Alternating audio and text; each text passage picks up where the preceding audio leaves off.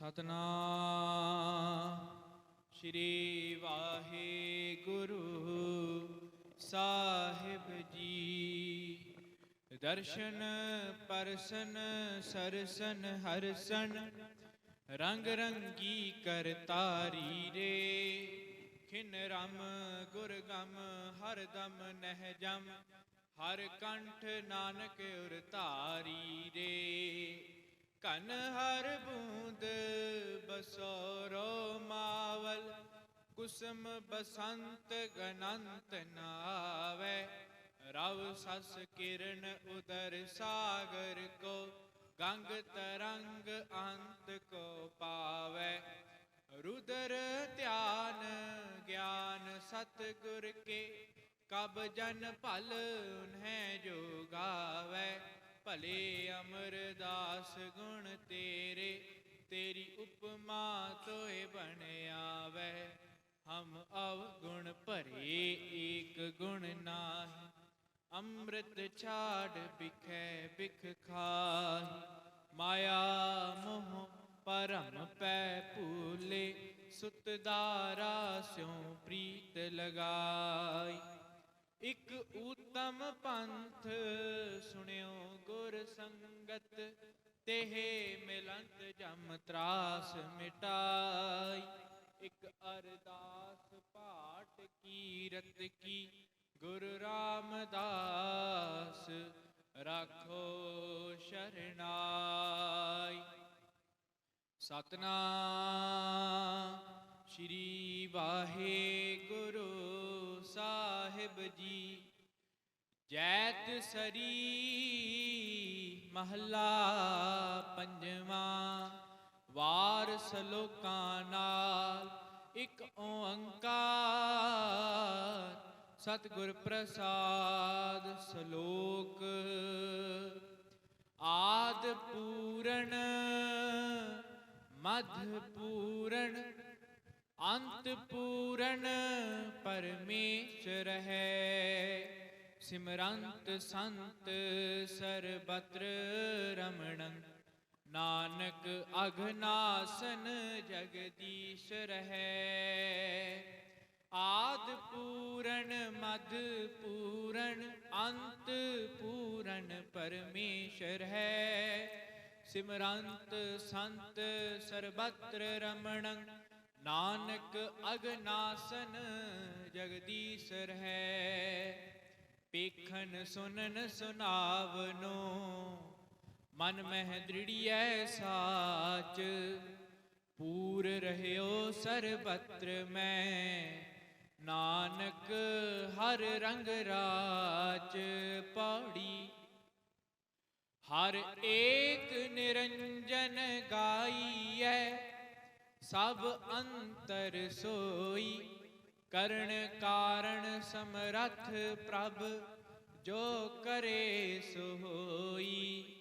खिन मह थाप थापदा तिस बिन नहीं कोई। खंड ब्रह्मंड पाताल दीप रवैया सब लोई। जिस आप बुझाए सो बुझसी निर्मल जन सोई।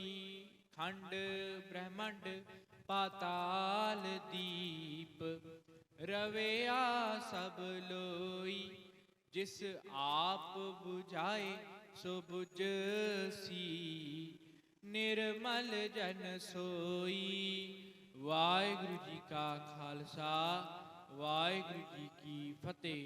गुरु साहिब जियो बेसुमार बेअंत अथा बोले। ज्यों बुलावो त्यों नानक दास बोले। मैं नाही कछ हो नाही कछ आहि न मोरा। अवसर लज्जा दाख लिहो सदना जन तोरा। गुरु चरना विच जुड़ बैठी गुरु प्यारी परम सत्कार योग साध संगत जियो। वडभागी हो अमृत वेले गुरु दी गोद दा निग मान रहे हो। नितनेम दियां बाणियां विच हाजरी भरी है। सरबत दे भले लई अरदास विच जुड़े हो। ਹੁਕਮਨਾਮਾ ਸਰਵਣ ਕੀਤਾ ਹੈ। ਧੰਨ ਧੰਨ ਸ੍ਰੀ ਗੁਰੂ ਅਰਜਨ ਦੇਵ ਜੀ ਦਾ ਉਚਾਰਨ ਕੀਤਾ ਹੋਇਆ ਇਸ ਹੁਕਮਨਾਮੇ ਦੀ ਵਿਚਾਰ ਗੁਰੂ ਸਾਹਿਬ ਜੀ ਆਪ ਆਪਣਾ ਮਿਹਰ ਭਰਿਆ ਹੱਥ ਰੱਖ ਕੇ ਕਰਵਾ ਲੈਣ। ਆਪ ਸੰਗਤ ਅਸੀਸ ਬਖਸ਼ੋ ਤਾਂ ਕਿ ਵਿਚਾਰ ਹੋ ਸਕੇ।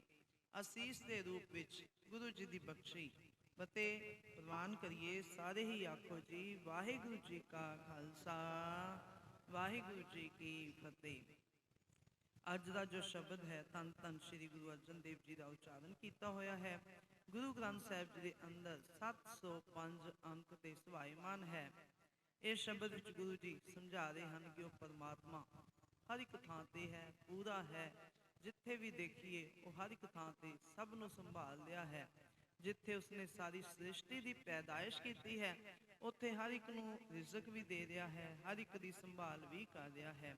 ਇਸ ਸ਼ਬਦ ਦੇ ਵਿੱਚ ਗੁਰੂ ਜੀ ਦੱਸ ਰਹੇ ਹਨ, ਆਓ ਵਿਚਾਰੀਏ। ਜੈਤ ਸ੍ਰੀ ਮਹੱਲਾ ਪੰਜਵਾਂ ਵਾਰ ਸ਼ਲੋਕਾਂ ਨਾਲ।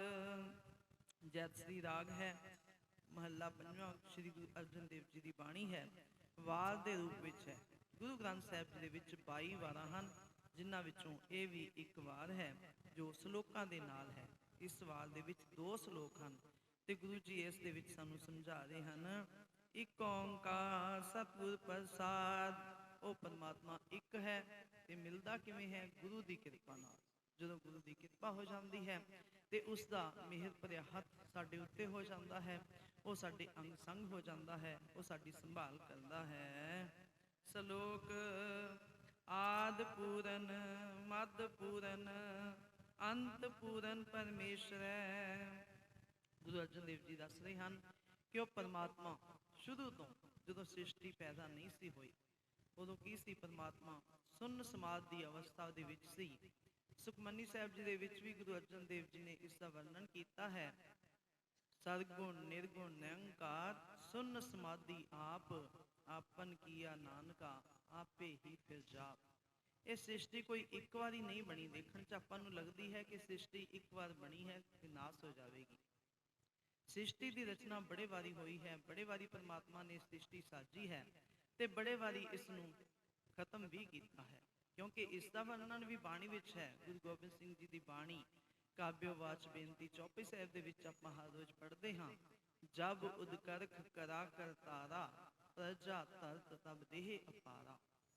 ਜਦੋਂ ਪਰਮਾਤਮਾ ਨੇ ਉਦਮ ਕੀਤਾ, ਆਪਣੇ ਆਪ ਨੂੰ ਫੈਲਾਉਣ ਦਾ ਯਤਨ ਕੀਤਾ, ਆਪਣੇ ਆਪ ਨੂੰ ਖੋਲਣ ਦਾ ਯਤਨ ਕੀਤਾ ਤੇ ਫਿਰ ਉਹ ਨਿਰਗੁਣ ਤੋਂ ਸਰਗੁਣ ਸਰੂਪ ਦੇ ਵਿੱਚ ਇਸ ਦੁਨੀਆ ਦੇ ਵਿੱਚ ਆ ਗਿਆ ਤੇ ਉਸਨੇ ਸਾਰੀ ਸ੍ਰਿਸ਼ਟੀ ਰਚ ਦਿੱਤੀ।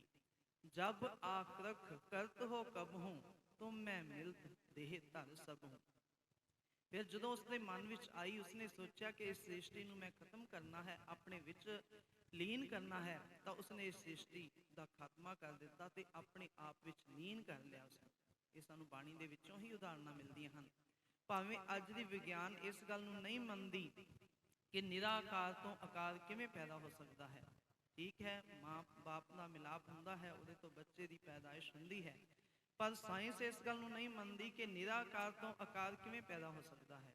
ਪਰ ਬਾਣੀ ਸਾਨੂੰ ਸਪਸ਼ਟ ਦੱਸ ਰਹੀ ਹੈ, ਕੀਤਾ ਪਸਾਓ ਏਕੋ ਕਵਾਓ ਤਿਸ ਤੇ ਹੋਏ ਲੱਖ ਦਰਿਆਓ। ਉਸ ਪਰਮਾਤਮਾ ਦੇ ਇੱਕੋ ਸ਼ਬਦ ਨਾਲ ਇਹ ਸਾਰਾ ਪਸਾਰਾ ਪਸਰਿਆ ਹੈ ਤੇ ਇਹ ਸਾਰੀ ਰਚਨਾ ਪੈਦਾ ਹੋਈ ਹੈ, ਕਿਉਂਕਿ ਉਹ ਪਰਮਾਤਮਾ ਹੀ ਇਸ ਰਚਨਾ ਨੂੰ ਪੈਦਾ ਕਰਨ ਵਾਲਾ ਹੈ, ਉਹੀ ਇਸ ਦੀ ਸੰਭਾਲ ਕਰਨ ਵਾਲਾ ਹੈ, ਕਿਉਂਕਿ ਉਹ ਸਭ ਪੱਖੋਂ ਪੂਰਾ ਹੈ। ਸ਼ੁਰੂ ਦੇ ਵਿੱਚ ਹੀ ਗੁਰੂ ਗ੍ਰੰਥ ਸਾਹਿਬ ਜੀ ਦੇ ਵਿੱਚ, ਜਪਜੀ ਸਾਹਿਬ ਜੀ ਦੀ ਬਾਣੀ ਦੇ ਵਿੱਚ ਗੁਰੂ ਨਾਨਕ ਦੇਵ ਜੀ ਨੇ ਆਪਾਂ ਨੂੰ ਦੱਸਿਆ ਹੈ, ਆਦ ਸੱਚ ਜੁਗਾਦ ਸੱਚ ਹੈ ਵੀ ਸੱਚ ਨਾਨਕ ਹੋਸੀ ਵੀ ਸੱਚ। ਕਿ ਉਹ ਪਰਮਾਤਮਾ ਸ਼ੁਰੂ ਤੋਂ ਹੈ, ਯੁਗਾਂ ਤੋਂ। ਜਦੋਂ ਯੁੱਗ ਸ਼ੁਰੂ ਹੋਏ, ਸਤਯੁਗ, ਤ੍ਰੇਤਾ, ਕਲਯੁਗ, ਦੁਆਪਰ, ਉਦੋਂ ਤੋਂ ਵੀ ਉਹ ਪਰਮਾਤਮਾ ਹੈ ਵੀ ਸੱਚ, ਉਹ ਹੁਣ ਵੀ ਹੈ ਤੇ ਨਾਨਕ ਹੋਸੀ ਵੀ ਸੱਚ। ਜਦੋਂ ਇਹ ਦੁਨੀਆ ਖਤਮ ਹੋ ਜਾਵੇਗੀ, ਉਹ ਪਰਮਾਤਮਾ ਫੇਰ ਵੀ ਹੋਵੇਗਾ। ਕੋਈ ਵੀ ਉਸ ਨੂੰ ਨਾਸ ਕਰ ਨਹੀਂ ਸਕਦਾ। ਉਸ ਦੀ ਪੈਦਾਇਸ਼ ਆਪਣੇ ਆਪ ਤੋਂ ਹੋਈ ਹੈ, ਸਹਿਬੰਗ, ਉਸ ਦਾ ਪ੍ਰਕਾਸ਼ ਆਪਣੇ ਆਪ ਤੋਂ ਹੋਇਆ ਹੈ। ਉਸ ਦਾ ਪੈਦਾਇਸ਼ ਕਿਸੇ ਮਾਂ ਬਾਪ ਤੋਂ ਨਹੀਂ ਹੋਈ, ਜਿਵੇਂ ਆਪਣੀ ਪੈਦਾਇਸ਼ ਮਾਂ ਬਾਪ ਦੇ ਰਾਹੀਂ ਹੁੰਦੀ ਹੈ, ਪਰ ਉਹ ਪਰਮਾਤਮਾ ਦਾ ਪੈਦਾਇਸ਼ ਆਪਣੇ ਆਪ ਤੋਂ ਹੋਈ ਹੈ। ਤੇ ਗੁਰੂ ਜੀ ਕਹਿੰਦੇ ਹਨ, ਆਦ ਪੂਰਨ ਮਦ ਪੂਰਨ ਅੰਤ ਪੂਰਨ ਪਰਮੇਸ਼ਰੈ। ਉਹ ਪਰਮਾਤਮਾ ਸ਼ੁਰੂ ਤੋਂ ਹੀ ਪੂਰਾ ਹੈ। ਪੂਰੇ ਕਾ ਕੀਆ ਸਭ ਕਿਛ ਪੂਰਾ, ਘੱਟ ਵੱਧ ਕਿਛ ਨਾਹੀ। ਕਿਸੇ ਚੀਜ਼ ਦੀ ਕੋਈ ਘਾਟ ਨਹੀਂ। ਹੁਣ ਆਪਾਂ ਦੇਖਦੇ ਹਾਂ ਧਰਤੀ ਦੇ ਵਿੱਚ ਕਿੰਨੇ ਸਾਲਾਂ ਤੋਂ, ਕਿੰਨੇ ਸਮੇਂ ਤੋਂ ਬੀਜ ਬੀਜਿਆ ਜਾ ਰਿਹਾ ਹੈ ਤੇ ਫਲ ਲੈ ਰਹੇ ਹਾਂ, ਉਤਪਤੀ ਹੋ ਰਹੀ ਹੈ। ਕਿੰਨੇ ਸਮੇਂ ਤੋਂ ਕੋਈ ਕਦੇ ਘਾਟ ਆਈ ਹੈ? ਨਹੀਂ ਘਾਟ ਆਈ। ਕਿੰਨੇ ਸਮੇਂ ਤੋਂ ਜੀਵ ਆਉਂਦੇ ਹਨ, ਖਾ ਖਾ ਕੇ ਚਲੇ ਜਾਂਦੇ ਹਨ, ਕੋਈ ਅੰਨ ਪਦਾਰਥ ਦੇ ਵਿੱਚ ਘਾਟ ਆਈ ਹੈ? ਕਿਸੇ ਚੀਜ਼ ਦੀ ਕੋਈ ਘਾਟ ਨਹੀਂ, ਕਿਉਂਕਿ ਆਪ ਪੂਰਾ ਹੈ। ਫਿਰ ਜਦੋਂ ਉਸ ਪਰਮਾਤਮਾ ਆਪ ਪੂਰਾ ਹੈ, ਉਸ ਦਾ ਬਣਾਇਆ ਹੋਇਆ ਸਭ ਕੁਝ ਪੂਰਾ ਹੈ, ਫਿਰ ਉਹਦੇ ਵਿੱਚ ਘਾਟਵਾਦ ਆ ਹੀ ਨਹੀਂ ਸਕਦੀ। ਗੁਰੂ ਅਰਜਨ ਦੇਵ ਜੀ ਕਹਿੰਦੇ ਹਨ, ਪੂਰਾ ਪ੍ਰਭ ਆਰਾਧਿਆ, ਪੂਰਾ ਜਾ ਕਾ ਨਾਉ, ਨਾਨਕ ਪੂਰਾ ਪਾਇਆ, ਪੂਰੇ ਕੇ ਗੁਣ ਗਾਓ। ਉਹ ਪਰਮਾਤਮਾ ਹਰ ਪੱਖੋਂ ਪੂਰਾ ਹੈ, ਉਹਦੇ ਵਿੱਚ ਕੋਈ ਊਣਤਾਈ ਨਹੀਂ, ਕੋਈ ਘਾਟ ਨਹੀਂ, ਸਭ ਪੱਖੋਂ ਉਹ ਪੂਰਾ ਹੈ। ਸਾਰੀ ਸ੍ਰਿਸ਼ਟੀ ਦੀ ਸੰਭਾਲ ਕਰ ਰਿਹਾ ਹੈ, ਸਭ ਜੀਵਾਂ ਨੂੰ ਪਾਲ ਰਿਹਾ ਹੈ, ਸਭ ਜੀਵਾਂ ਨੂੰ ਦੇਖ ਰਿਹਾ ਹੈ, ਸਦ ਸੁਣਦਾ, ਸਦ ਵੇਖਦਾ, ਸ਼ਬਦ ਦੇ ਰਿਹਾ ਭਰਪੂਰ, ਹਰ ਇੱਕ ਪੱਖ ਤੋਂ ਪੂਰਾ ਹੈ। ਗੁਰੂ ਜੀ ਕਹਿੰਦੇ ਹਨ, ਆਦ ਪੂਰਨ, ਉਹ ਸ਼ੁਰੂ ਤੋਂ ਪੂਰਾ ਹੈ। ਮੱਧ ਪੂਰਨ, ਹੁਣ ਜੋ ਵਰਤਮਾਨ ਦਾ ਸਮਾਂ ਚੱਲ ਰਿਹਾ ਹੈ, ਇਹਦੇ ਵਿੱਚ ਵੀ ਉਹ ਪਰਮਾਤਮਾ ਪੂਰਾ ਹੈ। ਅੰਤ ਪੂਰਨ ਪਰਮੇਸ਼ਰ ਹੈ, ਤੇ ਅਖੀਰ ਵੇਲੇ ਜਦੋਂ ਇਹ ਸ੍ਰਿਸ਼ਟੀ ਨਾਸ ਹੋ ਜਾਵੇਗੀ, ਉਹ ਪਰਮਾਤਮਾ ਫਿਰ ਵੀ ਪੂਰਾ ਹੀ ਹੋਵੇਗਾ। ਸਿਮਰੰਤ ਸੰਤ ਸਰਬਤ ਰਮਨੰ, ਨਾਨਕ ਅਗਨਾਸਨ ਜਗਦੀਸ਼ਰੈ। ਜੋ ਸੰਤ ਹਨ, ਸੰਤ ਦੀ ਪਰਿਭਾਸ਼ਾ ਗੁਰਬਾਣੀ ਦੇ ਵਿੱਚ ਦਿੱਤੀ ਹੈ, ਜਿਨ੍ਹਾਂ ਸਾਸ ਗਿਰਾਸ ਨਾ ਵਿਸਰੈ, ਹਰ ਨਾਮਾ ਮਨ ਮੰਤ, ਧਨ ਸੇ ਸੇਈ ਨਾਨਕਾ, ਪੂਰਨ ਸੋਈ ਸੰਤ। ਜੋ ਸੰਤ ਹਨ, ਪਰਮਾਤਮਾ ਦੇ ਨਾਲ ਜੁੜੇ ਹੁੰਦੇ ਹਨ, ਉਹ ਪਰਮਾਤਮਾ ਨੂੰ ਸਿਮਰਦੇ ਹਨ, ਅੱਠੇ ਪੈਰ ਪਰਮਾਤਮਾ ਦਾ ਧਿਆਨ ਕਰਦੇ ਹਨ। ਸਰਬਤ ਰਮਨੰ, ਜੋ ਸਾਰੇ ਸੰਸਾਰ ਦੇ ਵਿੱਚ ਰਮਿਆ ਹੋਇਆ ਹੈ। ਕੋਈ ਚੀਜ਼ ਸਾਰੇ ਸੰਸਾਰ ਦੇ ਵਿੱਚ ਰਮੀ ਹੋਈ ਹੋਵੇ, ਸਾਰੇ ਸੰਸਾਰ ਦੇ ਵਿੱਚ ਰਚੀ ਹੋਈ ਹੋਵੇ, ਉਹ ਰਮਿਆ ਹੋਇਆ ਹੈ ਪਰਮਾਤਮਾ, ਤਾਂ ਹੀ ਉਸ ਦਾ ਨਾਮ ਹੈ ਰਾਮ, ਕਿਉਂਕਿ ਉਹ ਸਾਰੇ ਸੰਸਾਰ ਦੇ ਵਿੱਚ ਰਮਿਆ ਹੋਇਆ ਹੈ, ਵਸ ਰਿਹਾ ਹੈ। ਨਾਨਕ ਅਗਨਾਸਨ ਜਗਦੀਸ਼ਰੈ, ਤੇ ਉਹ ਪਰਮਾਤਮਾ ਜੋ ਜਗਤ ਈਸ਼ਵਰ, ਜਗਤ ਦਾ ਮਾਲਕ ਹੈ, ਉਹ ਸਾਰਿਆਂ ਦੀ ਸੰਭਾਲ ਕਰ ਰਿਹਾ ਹੈ। ਸੰਭਾਲ ਕਰਨ ਦੇ ਨਾਲ ਨਾਲ ਅਗਨਾਸਨਨ, ਉਹ ਪਰਮਾਤਮਾ ਸਾਡੇ ਪਾਪ ਵੀ ਦੂਰ ਕਰ ਰਿਹਾ ਹੈ। ਜੋ ਅਸੀਂ ਪਾਪ ਕਰਦੇ ਹਾਂ, ਜਦੋਂ ਅਸੀਂ ਆ ਕੇ ਉਹਦੇ ਕੋਲੋਂ ਗਲਤੀ ਖਿਮਾ ਮੰਗਦੇ ਹਾਂ, ਤੇ ਉਹ ਪਰਮਾਤਮਾ ਨਾਲ ਨਾਲ ਸਾਡੇ ਪਾਪਾਂ ਨੂੰ ਵੀ ਖਤਮ ਕਰ ਦਿੰਦਾ ਹੈ, ਮਾਫ ਕਰ ਦਿੰਦਾ ਹੈ, ਕਿਉਂਕਿ ਉਸ ਦਾ ਨਾਮ ਹੀ ਪਤਿਤ ਪਾਵਨ ਹੈ। ਭਗਤਾਂ ਨੇ ਤਾਂ ਕਹਿ ਦਿੱਤਾ, ਜੋ ਪੈ ਹਮ ਨਾ ਪਾਪ ਕਰੰਤਾ, ਅਹੇ ਅਨੰਤਾ, ਪਤਿਤ ਪਾਵਨ ਨਾਮ ਕੈਸੇ ਹੁੰਦਾ। ਜੇ ਅਸੀਂ ਹੀ ਪਾਪ ਨਾ ਕਰਦੇ, ਇਹ ਵਾਹਿਗੁਰੂ ਜੀ, ਤੇ ਤੁਹਾਡਾ ਨਾਮ ਪਤਿਤ ਪਾਵਨ ਕਿਵੇਂ ਹੋਣਾ ਸੀ? ਕਿਉਂਕਿ ਅਸੀਂ ਪਾਪ ਕਰਦੇ ਹਾਂ, ਤੁਸੀਂ ਸਾਡੇ ਪਾਪਾਂ ਨੂੰ ਹਰ ਲੈਂਦੇ ਹੋ, ਪਾਪਾਂ ਨੂੰ ਪਾਵਨ ਕਰ ਦਿੰਦੇ ਹੋ, ਤਾਂ ਹੀ ਤੁਹਾਡਾ ਨਾਮ ਪਤਿਤ ਪਾਵਨ ਹੈ। ਉਹ ਗੁਰੂ ਜੀ ਸਾਡੇ ਸਾਰੇ ਪਾਪਾਂ ਨੂੰ ਖਤਮ ਕਰਨ ਵਾਲੇ ਹਨ, ਸਾਡੇ ਪਾਪਾਂ ਨੂੰ ਨਾਸ ਕਰਨ ਵਾਲੇ ਹਨ। ਹਮ ਪਾਪੀ ਤੁਮ ਪਾਪ ਖੰਡਨ, ਨੀਕੋ ਠਾਕੁਰ ਦੇਸਾ, ਕਿਉਂਕਿ ਤੁਸੀਂ ਸਾਡੇ ਗਲਤੀਆਂ ਵੱਲ ਕਦੇ ਨਹੀਂ ਦੇਖਦੇ। ਇੱਕ ਮਾਂ ਆਪਣੇ ਬੱਚੇ ਦੇ ਗੁਨਾਹਾਂ ਨੂੰ ਕਦੇ ਨਹੀਂ ਚਿਤਾਰੇਗੀ, ਉਹ ਹਮੇਸ਼ਾ ਆਪਣੇ ਬੱਚੇ ਦੇ ਗੁਣ ਦੇਖੇਗੀ, ਉਸਦੀ ਪ੍ਰਸ਼ੰਸਾ ਕਰੇਗੀ ਕਿ ਮੇਰਾ ਬੱਚਾ ਤਾਂ ਬਹੁਤ ਸਿਆਣਾ ਹੈ। ਫਿਰ ਉਹ ਪਰਮਾਤਮਾ ਜੋ ਸਾਡਾ ਸਾਰਿਆਂ ਦਾ ਮਾਤਾ ਪਿਤਾ ਹੈ, ਉਹ ਵੀ ਸਾਡੇ ਔਗੁਣਾਂ ਨੂੰ ਨਹੀਂ ਦੇਖਦਾ, ਸਾਡੇ ਗੁਣਾਂ ਵੱਲ ਝਾਤ ਮਾਰ ਲੈਂਦਾ ਹੈ ਕਿ ਕੋਈ ਗੱਲ ਨਹੀਂ, ਬੱਚਾ ਹੈ, ਸਮਝ ਜਾਵੇਗਾ। ਇਆਣਾ ਬੱਚੇ ਨੂੰ ਮਾਫ ਕੀਤਾ ਜਾ ਸਕਦਾ ਹੈ। ਗੁਰੂ ਜੀ ਵੀ ਸਾਡੇ ਪਾਪਾਂ ਨੂੰ ਨਾਸ ਕਰਨ ਵਾਲੇ ਹਨ। ਪੇਖਨ ਸੁਨ ਸੁਨਾਵਨੋ, ਮਨ ਮੈਂ ਦ੍ਰਿੜੀਐ ਸਾਚ। ਉਹ ਪਰਮਾਤਮਾ ਹਰ ਇੱਕ ਨੂੰ ਦੇਖ ਰਿਹਾ ਹੈ, ਸੁਣ ਰਿਹਾ ਹੈ, ਸੁਨਾਵਨੋ, ਸੁਣਾ ਵੀ ਰਿਹਾ ਹੈ। ਫਿਰ ਅਸੀਂ ਕਰਨਾ ਕੀ ਹੈ? ਮਨ ਮੈਂ ਦ੍ਰਿੜੀਐ ਸਾਚ, ਮਨ ਦੇ ਵਿੱਚ ਹਮੇਸ਼ਾ ਉਸ ਸੱਚ ਨੂੰ ਦ੍ਰਿੜ ਕਰਨਾ ਹੈ, ਪੱਕਾ ਕਰਨਾ ਹੈ, ਹਰ ਵੇਲੇ ਉਸ ਦਾ ਸਿਮਰਨ ਕਰਨਾ ਹੈ, ਹਰ ਵੇਲੇ ਅਨੁਭਵ ਕਰਨਾ ਹੈ ਕਿ ਉਹ ਪਰਮਾਤਮਾ ਦੇਖ ਰਿਹਾ ਹੈ, ਸੁਣ ਰਿਹਾ ਹੈ, ਸਾਨੂੰ ਸੁਣਾ ਰਿਹਾ ਹੈ। ਜਦੋਂ ਅਸੀਂ ਇਸ ਗੱਲ ਨੂੰ ਅੰਦਰ ਅਨੁਭਵ ਕਰਨਾ ਸ਼ੁਰੂ ਕਰ ਦੇਵਾਂਗੇ, ਤਾਂ ਸਾਡੇ ਜੀਵਨ ਵਿੱਚ ਬੜੀਆਂ ਤਬਦੀਲੀਆਂ ਆ ਜਾਣਗੀਆਂ। ਕਹਿਣ ਨੂੰ ਅਸੀਂ ਕਹਿ ਦਿੰਦੇ ਹਾਂ ਸਾਰੇ ਹੀ ਕਿ ਪਰਮਾਤਮਾ ਦੇਖ ਰਿਹਾ ਹੈ, ਜਦੇ ਜਦੇ ਵਿੱਚ ਹੈ, ਪਰ ਅਨੁਭਵ ਨਹੀਂ ਕਰਦੇ ਇਸ ਗੱਲ ਦਾ, ਸੱਚ ਨਹੀਂ ਮੰਨਦੇ। ਕਹਿ ਦਿੰਦੇ ਹਾਂ ਮੂੰਹ ਤੋਂ, ਪਰ ਹਿਰਦੇ ਨਾਲ ਨਹੀਂ ਅਸੀਂ ਇਹ ਗੱਲ ਨੂੰ ਕਹਿੰਦੇ ਕਿ ਉਹ ਪਰਮਾਤਮਾ ਦੇਖ ਰਿਹਾ ਹੈ। ਉਹ ਸਭ ਨੂੰ ਦੇਖ ਰਿਹਾ ਹੈ, ਸਭ ਨੂੰ ਸੁਣ ਰਿਹਾ ਹੈ, ਸਭ ਨੂੰ ਸੁਣਾ ਵੀ ਰਿਹਾ ਹੈ। ਬਾਣੀ ਦੇ ਦੁਆਰਾ ਆਪਾਂ ਨੂੰ ਹਰ ਰੋਜ਼ ਸਿੱਖਿਆ ਮਿਲ ਰਹੀ ਹੈ। ਬਾਣੀ ਸਾਨੂੰ ਹਰ ਰੋਜ਼ ਸੋਹਣੀ ਜੀਵਨ ਜਾਂਚ ਸਿਖਾਉਂਦੀ ਹੈ, ਪਰ ਅਸੀਂ ਸੁਣ ਕੇ ਇੱਥੇ ਹੀ ਛੱਡ ਜਾਂਦੇ ਹਾਂ। ਉਸ ਨੂੰ ਪੱਲੇ ਨਾਲ ਬੰਨ੍ਹ ਕੇ ਲੈ ਜਾਈਏ ਜੇ ਕਿਤੇ ਘਰ ਦੇ ਵਿੱਚ, ਫਿਰ ਉਸ 'ਤੇ ਅਮਲ ਕਰੀਏ, ਤਾਂ ਸਾਡੀ ਜੀਵਨ ਜਾਂਚ ਬਹੁਤ ਸੋਹਣੀ ਹੋ ਸਕਦੀ ਹੈ। ਕਿਉਂਕਿ ਬਾਣੀ ਸਾਨੂੰ ਸਮਝਾਉਂਦੀ ਹੈ ਕਿ ਕਿਵੇਂ ਵਿਚਰਨਾ ਹੈ, ਕਿਵੇਂ ਜੀਵਨ ਜਿਉਣਾ ਹੈ, ਇਹਨਾਂ ਅੱਖਾਂ ਨਾਲ ਕਿਵੇਂ ਦੇਖਣਾ ਹੈ, ਕਿਸ ਤਰ੍ਹਾਂ ਦੇ ਭੋਜਨ ਛਕਣੇ ਹਨ, किस तरह के कपड़े पहनने हैं, सारा कुछ बाणी सानू जीवन जांच बड़ी सोहनी सिखाउंदी है। तो जे असीं इस गल नूं पक्का करके मान लईए तो फिर पूर रहो सरबतर में नानक हर रंग राच। वो परमात्मा सारे संसार दे विच फैलिया होया है, पसरिया होया है। ते असीं की करना है, उस परमात्मा दे सोहणे प्यार दे विच अपने आप नूं रंग लैना है। राधा रंगो यह मन अपना, उस परमात्मा के गुण गाने हैं प्यार विच भिज के, हर वेले उसकी सिफत सलाह विच जुड़ना है। ये नहीं कि उपरों उपरों बद्दा चट्टी जो करे ना गुण ना उपकार, सेती खुशी सवारी है नानक कारज सार। जो असीं अंदरों मन नाल चित्त नाल खुश होकर उस परमात्मा के गुण गावांगे, फिर उस परमात्मा की खुशी प्राप्त कर लवांगे। अनुभव करांगे कि वह परमात्मा हर एक जगह ते है, हर एक नूं देख रहा है, हर एक की संभाल कर रहा है। एक बार एक टीचर बच्चों नूं हर रोज़ पढ़ाया करता सी कि परमात्मा हर एक थां ते है, सब नूं देख रहा है। कोई भी थां इहो जी नहीं है जिथे परमात्मा नहीं है, वो सब की संभाल कर रहा है, सब नूं देख रहा है। हर रोज़ आके बच्चों नूं पढ़ाया करे, बच्चों नूं पिछे पिछे बुलाया करे ताकि बच्चों नूं दृढ़ हो जाए, पक जाए। हुण बच्चे हर रोज़ पिछे पिछे बोलते हैं कि परमात्मा है, सब नूं देख रहा है, हर एक थां ते है, हर एक नूं देख रहा है, हर एक की संभाल कर रहा है, हर एक नूं रोजी दे रहा है। एक दिन टीचर ने आके सवाल कर दिता बच्चों नूं कि बच्चों अज तुहाडे अगे सवाल है, वो किहड़ी थां है जिथे परमात्मा नहीं है।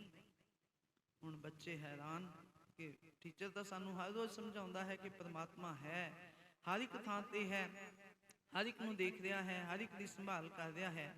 पर एक बच्चे ने हथ खड़ा कर दिता। टीचर ने कहा कि तू हथ खड़ा कर दिता है, मैं सवाल ही गलत किया है पर तू जवाब देने वास्ते हथ खड़ा कर दिता है। तो बच्चा बोलिया नहीं जी मैं इसका जवाब देवांगा, तुसीं सवाल ठीक किया है। तो बच्चे नूं पूछा गया कि दसो किहड़ी थां है जिथे परमात्मा नहीं है। बच्चा भावें हर रोज़ पढ़ता सी, सुनता सी कि परमात्मा हर एक थां ते है, पर बड़ा सियाणा सी। घर दे विच माता पिता बाणी नाल जुड़े हुए सन, हर रोज़ सत्संग करया करदा सी। ते बच्चे ने खड़े होकर कह दिता कि मनुख दा मन है जिथे परमात्मा नहीं है।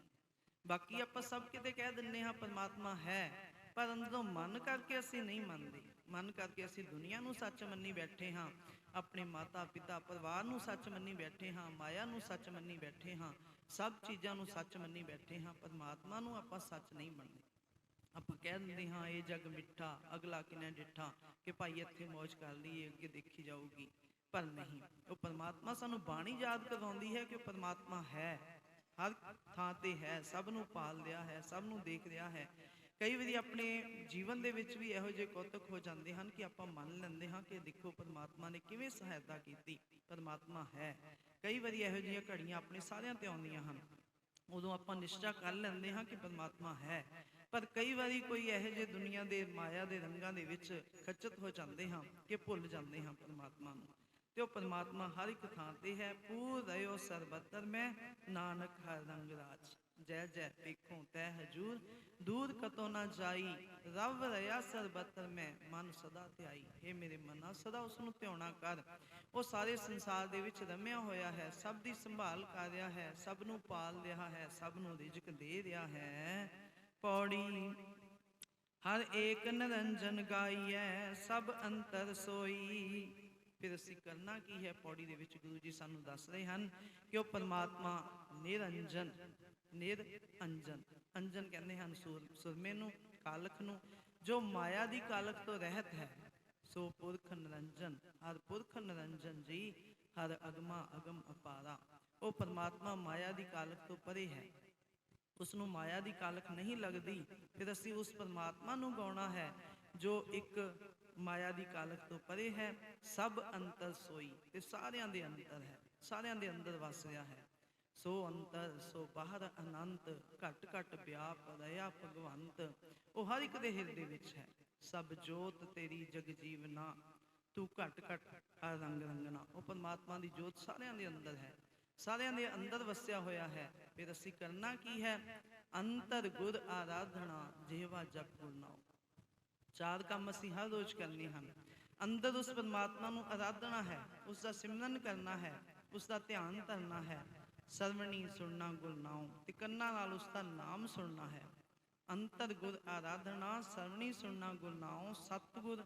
ਤਾਂ ਫਿਰ ਅਸੀਂ ਹੋਵੇਗਾ ਕਿ ਇਸ ਨੂੰ ਪਰਮਾਤਮਾ ਨੂੰ ਦੇਖਣ ਨਾਲ, ਸੁਣਨ ਨਾਲ, ਸਤਿਗੁਰ ਸੇਤੀ ਰਤਿਆਂ ਦਰਗਹਿ ਪਾਈਐ ਠਾਓ। ਜਦੋਂ ਉਸ ਦੇ ਨਾਮ ਦੇ ਵਿੱਚ ਅਸੀਂ ਰੰਗੇ ਜਾਵਾਂਗੇ, ਫਿਰ ਦਰਗਾਹ ਦੇ ਵਿੱਚ ਸਾਨੂੰ ਥਾਂ ਪ੍ਰਾਪਤ ਹੋ ਜਾਵੇਗੀ। ਫਿਰ ਉਸ ਪਰਮਾਤਮਾ ਦਾ ਪਿਆਰ ਸਾਨੂੰ ਪ੍ਰਾਪਤ ਹੋ ਜਾਵੇਗਾ। ਫਿਰ ਸਾਡਾ ਜਨਮ ਮਰਨ ਦਾ ਹਿਸਾਬ ਖਤਮ ਹੋ ਜਾਵੇਗਾ। ਉਸ ਨਾਲ ਅਸੀਂ ਇੱਕ ਮਿੱਕ ਹੋ ਜਾਵਾਂਗੇ। ਕਰਨ ਕਾਰਨ ਸਮਰੱਥ ਪ੍ਰਭ ਜੋ ਕਰੇ ਸੋ ਹੋਈ। ਉਹ ਪਰਮਾਤਮਾ ਸਭ ਕੁਝ ਕਰਨ ਦੇ ਸਮਰੱਥ ਹੈ, ਕਰ ਰਿਹਾ ਹੈ, ਕਰਵਾ ਵੀ ਰਿਹਾ ਹੈ ਜੀਵਾਂ ਤੋਂ, ਕਿਉਂਕਿ ਉਸ ਦੇ ਵਿੱਚ ਇਹ ਤਾਕਤ ਹੈ, ਉਸ ਦੇ ਵਿੱਚ ਇਹ ਬਲ ਹੈ, ਉਸ ਦੇ ਵਿੱਚ ਇਹ ਸਮਰੱਥਾ ਹੈ ਕਿ ਉਹ ਜੋ ਕੁਝ ਵੀ ਕਰਦਾ ਹੈ ਉਹ ਹੀ ਹੁੰਦਾ ਹੈ, ਕਿਉਂਕਿ ਉਸ ਤੋਂ ਬਿਨਾਂ ਹੋਰ ਕੁਝ ਵੀ ਨਹੀਂ ਹੋ ਸਕਦਾ। ਜੋ ਕੁਝ ਕਰਨਾ ਸੋ ਕਰ ਰਿਹਾ। ਉਸਨੇ ਜੋ ਕੁਝ ਵੀ ਕਰਨਾ ਹੈ ਉਹ ਕਰ ਰਿਹਾ ਹੈ। ਉਸ ਦੇ ਬਿਨਾਂ ਕਿਸੇ ਹੋਰ ਦਾ ਕੋਈ ਜ਼ੋਰ ਨਹੀਂ ਚੱਲ ਰਿਹਾ ਕਿ ਆਪਾਂ ਆਪਣੇ ਹੁਕਮ ਨਾਲ ਕੁਝ ਕਰਵਾ ਲਈਏ। ਨਹੀਂ, ਭਾਵੇਂ ਆਪਾਂ ਕਿੰਨੀ ਹੀ ਕੋਸ਼ਿਸ਼ ਕਰਦੇ ਹਾਂ, ਕਈ ਕੰਮ ਨਹੀਂ ਹੁੰਦੇ, ਕਿਉਂਕਿ ਉਹਨਾਂ ਦੇ ਵਿੱਚ ਪਰਮਾਤਮਾ ਦੀ ਰਜ਼ਾ ਨਹੀਂ ਹੁੰਦੀ। ਕੰਮ ਉਹੀ ਸਿਰੇ ਚੜ੍ਹਦੇ ਹਨ ਜਿਨ੍ਹਾਂ ਵਿੱਚ ਪਰਮਾਤਮਾ ਆਪ ਹੁੰਦਾ ਹੈ। ਜੋ ਪਰਮਾਤਮਾ ਆਪ ਕਰਵਾਉਣਾ ਚਾਹੁੰਦਾ ਹੈ, ਤਾਂ ਗੁਰੂ ਜੀ ਕਹਿੰਦੇ ਹਨ ਕਿ ਕਰਨ ਕਾਰਨ ਸਮਰੱਥ ਪ੍ਰਭ ਜੋ ਕਰੇ ਸੋ ਹੋਈ। ਉਹ ਜੋ ਕੁਝ ਕਰਦਾ ਹੈ ਉਹ ਹੀ ਹੁੰਦਾ ਹੈ। ਸਾਡੇ ਆਪਣੇ ਜ਼ੋਰ ਨਾਲ ਕੁਝ ਵੀ ਨਹੀਂ ਹੋ ਸਕਦਾ। ਖਿਨ ਮੈਂ ਥਾਪ ਥਾਪਦਾ ਤਿਸ ਬਿਨ ਨਹੀਂ ਕੋਈ। ਉਹ ਖਿਨ ਸਕਿੰਟਾਂ ਦੇ ਵਿੱਚ ਧਰਤੀ ਨੂੰ ਥਾਪ ਦਿੰਦਾ ਹੈ ਤੇ ਸਕਿੰਟਾਂ ਦੇ ਵਿੱਚ ਇਸ ਦਾ ਨਾਸ ਕਰ ਦਿੰਦਾ ਹੈ। ਤਿਸ ਬਿਨ ਨਹੀਂ ਕੋਈ, ਉਸ ਤੋਂ ਬਿਨਾਂ ਕੋਈ ਵੀ ਨਹੀਂ ਹੈ ਜੋ ਇਹ ਕੰਮ ਕਰ ਸਕੇ।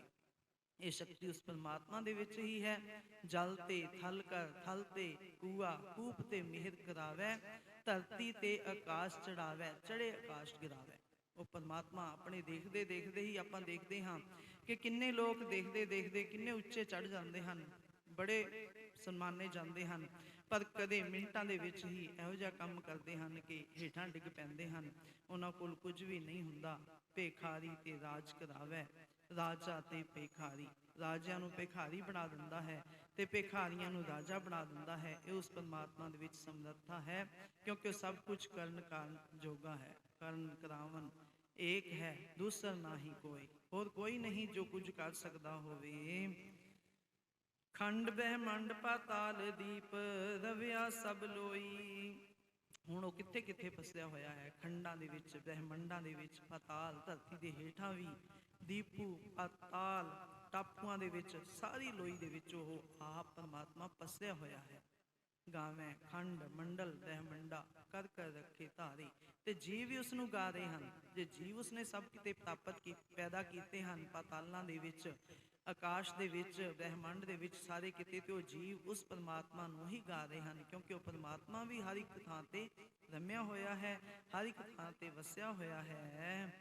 ਜਿਸ ਆਪ ਬੁਝਾਏ ਸੋ ਬੁਝਸੀ, ਨਿਰਮਲ ਜਨ ਸੋਈ। ਪਰ ਇਸ ਦੀ ਸਮਝ ਕਿਸ ਨੂੰ ਆਉਂਦੀ ਹੈ? ਜਿਸ ਨੂੰ ਉਹ ਪਰਮਾਤਮਾ ਆਪ ਇਸ ਦੀ ਸਮਝ ਦਿੰਦਾ ਹੈ। ਨਹੀਂ ਤਾਂ ਬੜੇ ਜੀਵ ਸੰਸਾਰ ਦੇ ਵਿੱਚ ਆਉਂਦੇ ਹਨ ਕਿ ਸਾਰੇ ਪਰਮਾਤਮਾ ਦੇ ਨਾਲ ਜੁੜ ਜਾਂਦੇ ਹਨ। ਸਾਰੇ ਇਸ ਗੱਲ ਨੂੰ ਸਮਝ ਲੈਂਦੇ ਹਨ ਕਿ ਉਹ ਪਰਮਾਤਮਾ ਹੀ ਸਭ ਕੁਝ ਕਰਨ ਵਾਲਾ ਹੈ, ਕਰਾਉਣ ਵਾਲਾ ਹੈ ਜੀਵਾਂ ਕੋਲੋਂ। ਕਿਸੇ ਵਿਰਲੇ ਨੂੰ ਸਮਝ ਆਉਂਦੀ ਹੈ। ਇੱਕ ਵਾਰ ਇੱਕ ਰਾਜੇ ਦਾ ਪੁੱਤਰ, ਇੱਕ ਪਠਾਨ ਦਾ ਪੁੱਤਰ ਤੇ ਇੱਕ ਬ੍ਰਾਹਮਣ ਦਾ ਪੁੱਤਰ, ਤਿੰਨੇ ਇਕੱਠੇ ਪੜ੍ਹਦੇ ਸਨ। ਤਿੰਨਾਂ ਨੇ ਇਕੱਠਿਆਂ ਨੇ ਬੜੇ ਸਾਲ ਪੜ੍ਹਾਈ ਕੀਤੀ।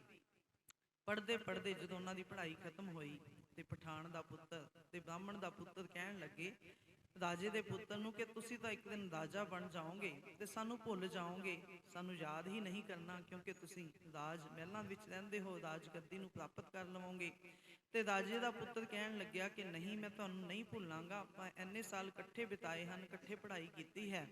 ਮੈਂ ਤੁਹਾਡੇ ਨਾਲ ਵਾਅਦਾ ਕਰਦਾ ਹਾਂ, ਜਦੋਂ ਮੈਨੂੰ ਰਾਜ ਮਿਲਿਆ ਤੇ ਮੈਂ 4-4 ਘੜੀਆਂ ਤੁਹਾਨੂੰ ਵੀ ਰਾਜ ਦੇ ਦੇਵਾਂਗਾ। ਬੜੇ ਖੁਸ਼ ਹੋਏ, ਕਹਿਣ ਲੱਗੇ ਕਿ ਨਹੀਂ, ਅਸੀਂ ਨਹੀਂ ਮੰਨਦੇ ਇਸ ਗੱਲ ਨੂੰ ਕਿ ਤੂੰ ਸਾਨੂੰ ਰਾਜ ਦੇ ਦੇਵੇਂਗਾ।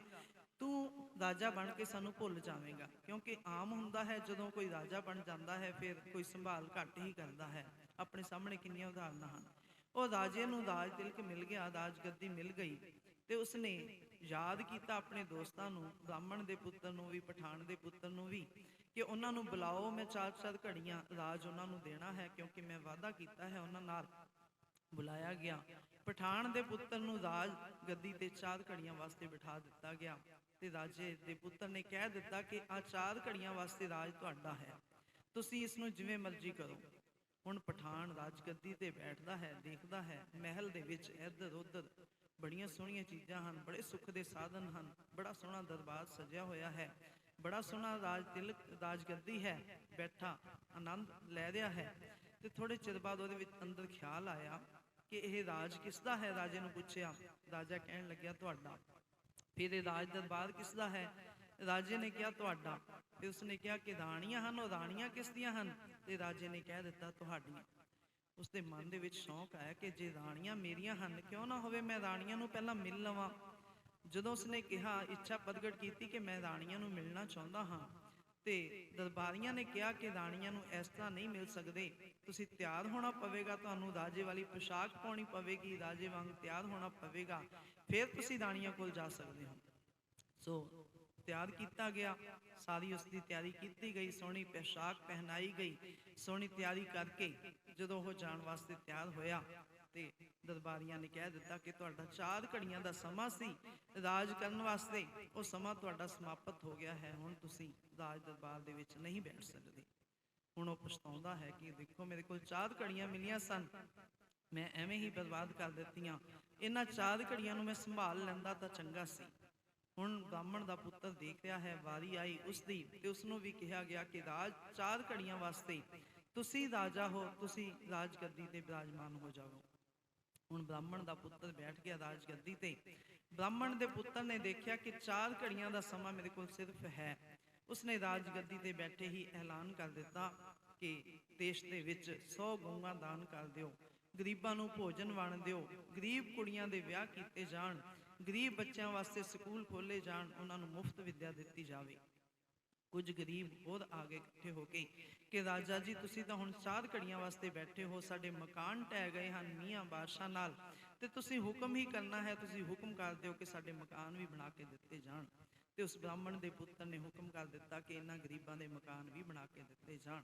ਇੰਨੇ ਨੂੰ 4 ਘੜੀਆਂ ਦਾ ਸਮਾਂ ਖਤਮ ਹੋ ਗਿਆ। ਹੁਣ ਪ੍ਰਜਾ ਸੋਚ ਰਹੀ ਹੈ ਕਿ ਜਿਸ ਰਾਜੇ ਨੇ 4 ਘੜੀਆਂ ਦੇ ਵਿੱਚ ਸਾਡਾ ਇੰਨਾ ਭਲਾ ਕਰ ਦਿੱਤਾ, ਕਿਉਂ ਨਾ ਹੋਵੇ ਅਸੀਂ ਇਸ ਨੂੰ ਹਮੇਸ਼ਾ ਵਾਸਤੇ ਰਾਜ ਤਿਲਕ ਦੇ ਦਈਏ, ਹਮੇਸ਼ਾ ਵਾਸਤੇ ਇਸ ਨੂੰ ਰਾਜਾ ਬਣਾ ਦਈਏ। ਇਹ ਰਾਜਾ ਬੜਾ ਪਰਉਪਕਾਰੀ ਹੈ, ਬੜਾ ਪ੍ਰਜਾ ਦੀ ਭਲਾਈ ਕਰਦਾ ਹੈ।